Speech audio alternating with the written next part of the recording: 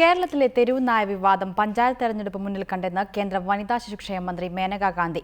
തെരഞ്ഞെടുപ്പ് കഴിയുന്നതോടെ വിവാദം അവസാനിക്കും. നായ്ക്കളെ വന്ധ്യംകരിക്കലാണ് പ്രശ്നത്തിലുള്ള പരിഹാരമെന്നും മേനകാ ഗാന്ധി പറഞ്ഞു.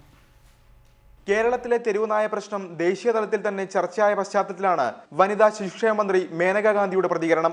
വിഷയം രാഷ്ട്രീയവൽക്കരിക്കാനാണ് കേരളത്തിലെ പാർട്ടികൾ ശ്രമിക്കുന്നതെന്ന് മേനകാ ഗാന്ധി കുറ്റപ്പെടുത്തി. തെരുവുനായ്ക്കളെ വന്ധ്യംകരിച്ചാൽ ഒരു വർഷത്തിനുള്ളിൽ പ്രശ്നത്തിന് പരിഹാരമുണ്ടാകും. പഞ്ചായത്ത് തെരഞ്ഞെടുപ്പ് കഴിയുന്നതോടെ വിവാദം അവസാനിക്കുമെന്നും തനിക്കെതിരെ ചിറ്റിലപ്പള്ളി ഹൈക്കോടതിയിൽ ഹർജി നൽകിയത് വിചിത്രമായി തോന്നുന്നുവെന്നും മേനകാ ഗാന്ധി പറഞ്ഞു. What has happened in Kerala? The truth of the matter is that there have been panchayat elections, and in the absence of any real issues, we sometimes pick up issues that sound good.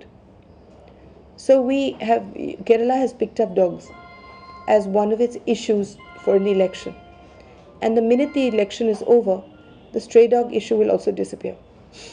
Delhi കൂട്ടബലാത്സംഗ കേസിലെ പ്രായപൂർത്തിയാകാത്ത പ്രതി ദുർഗുണപരിഹാര പാഠശാലയിൽ ശിക്ഷ പൂർത്തിയാക്കി പുറത്തിറങ്ങുന്ന സാഹചര്യത്തിൽ വിട്ടയക്കാതെ മറ്റു മാർഗങ്ങളില്ല. നിലവിലെ നിയമപ്രകാരമുള്ള പരമാവധി ശിക്ഷയാണ് പ്രതിക്ക് നൽകിയത്. വിട്ടയച്ചാലും പ്രതി കർശന നിരീക്ഷണത്തിലായിരിക്കണം. He is a person who should be kept under watch.